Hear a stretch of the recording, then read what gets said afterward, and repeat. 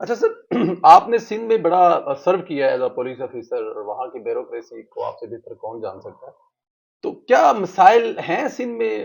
Corruption کی بڑی کہانیاں بتائی جاتی ہیں، اور 15 سال سے حکومت ہے، اور آپ کہہ رہے ہیں کہ پیپلز پارٹی نے بڑی کوشش کر کے اپنے آپ کو ڈبویا ہے وہاں پر 15 سال میں۔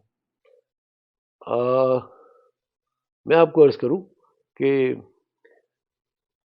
صرف اور صرف ایک ہی لا اینڈ آرڈر، اچھا امن و امان،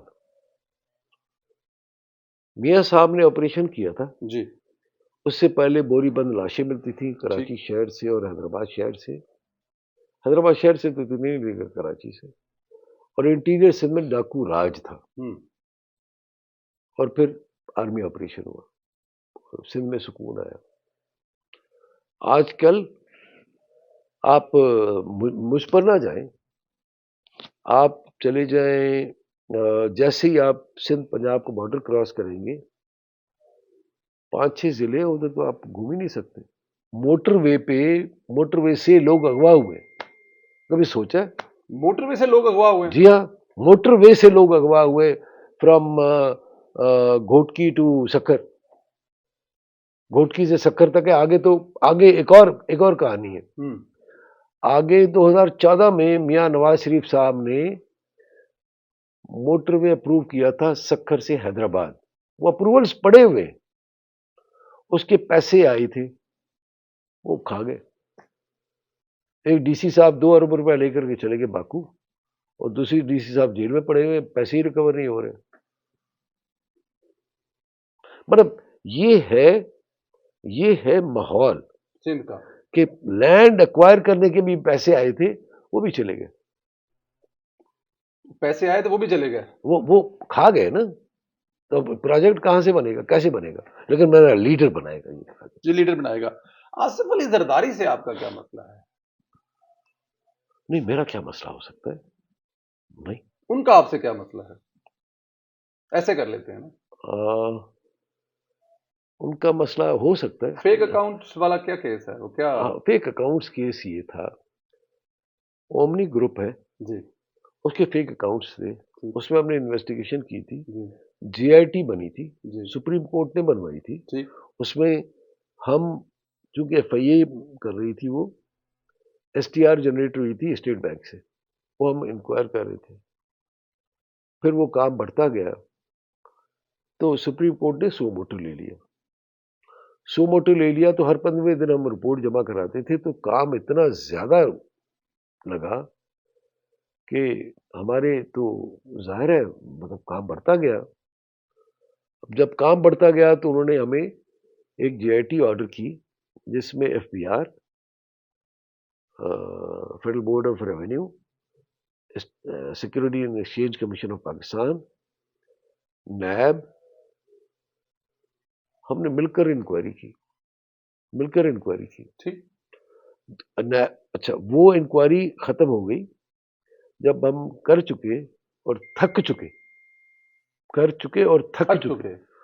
جب میرے خیال میں وہ کمپلیٹ بھی نہیں ہوئی تھی تو ہم تھک گئے تھے. سچی بات ہے کہ پورے پاکستان سے ایف آئی اے کے ریسورسز، نیب نے اپنے افسران پہلے شروع میں تو 1 دیا، بعد میں 3 دیے، بعد میں 5 دیے.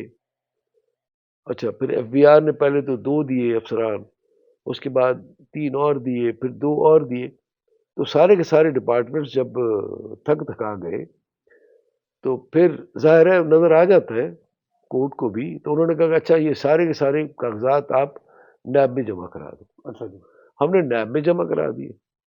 انہوں نے 11 ریفرنسز فائل کیے ٹھیک.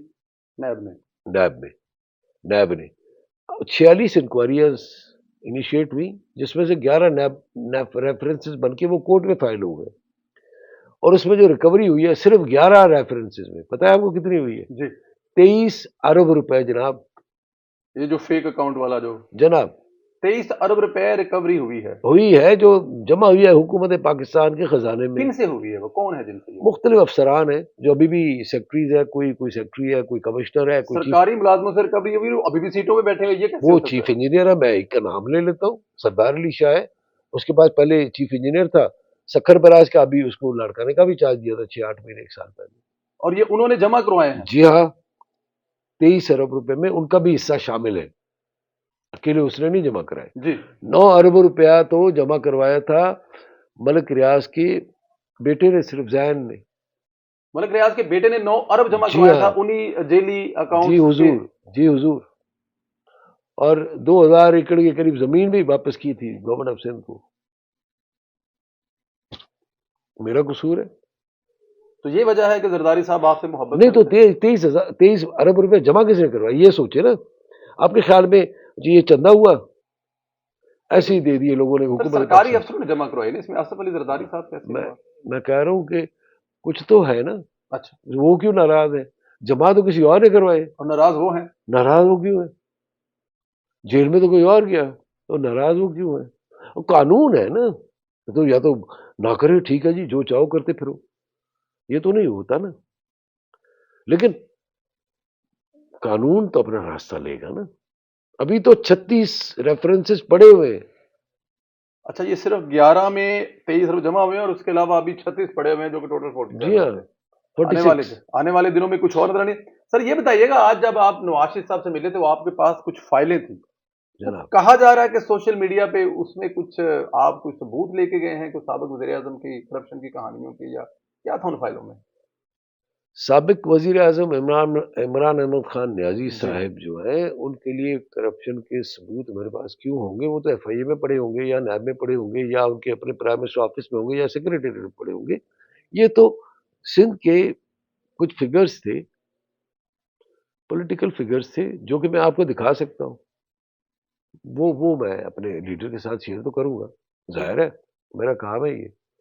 اور میرا لیڈر ان چیزوں میں بلیو نہیں کرتا. نہیں، وہ بلیو کرتا ہے پولیٹیکل پروسیس میں.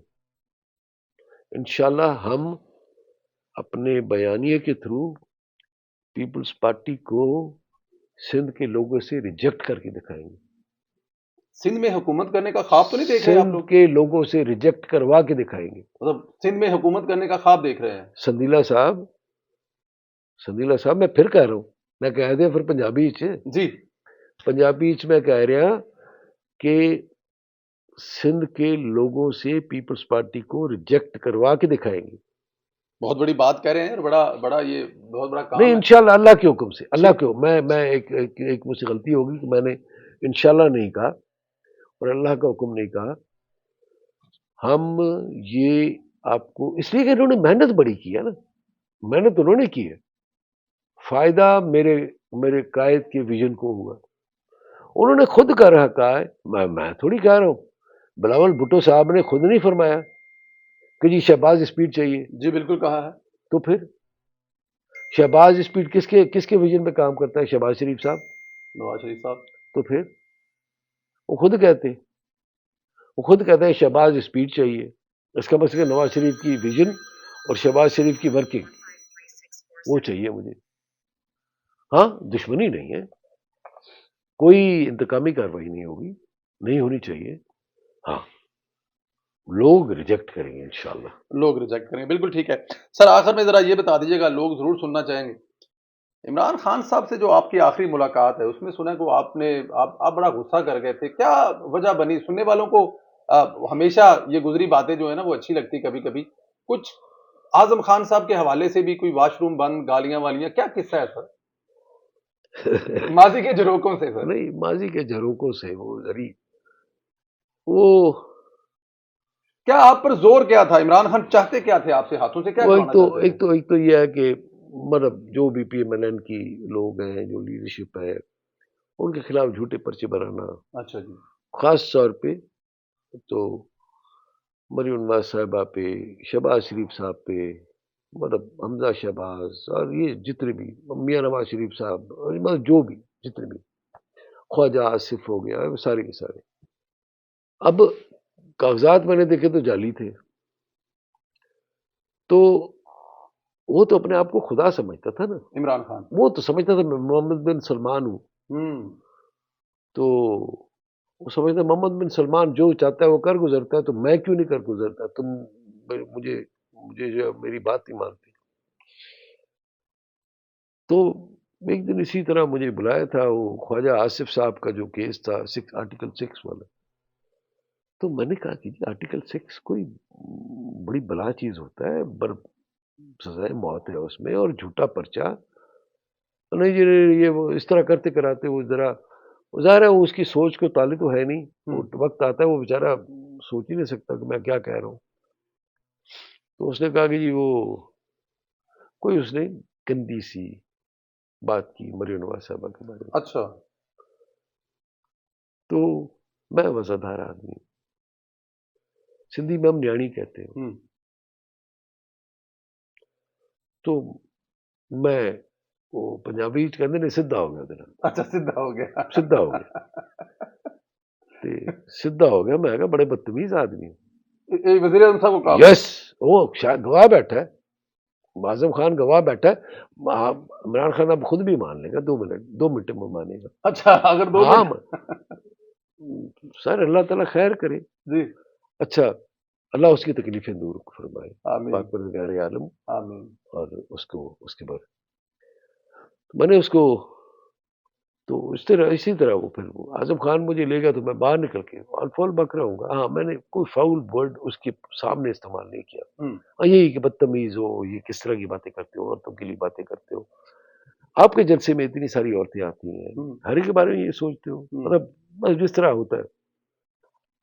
میں بہن بیٹی والا ہوں اور اپنی ماں کی تربیت ہے. مجھے اپنے احساس ہے کہ ہماری وفاداری کیا کہتی ہے.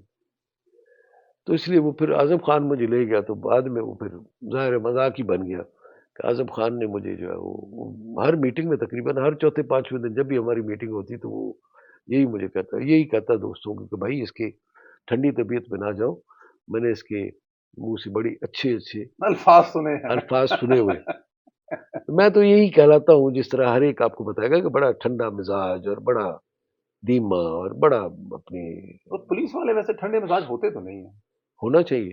اچھا جی. اس کی وجہ جی ہمارے ساتھ زیادہ تر جو کانٹیکٹ میں آتا ہے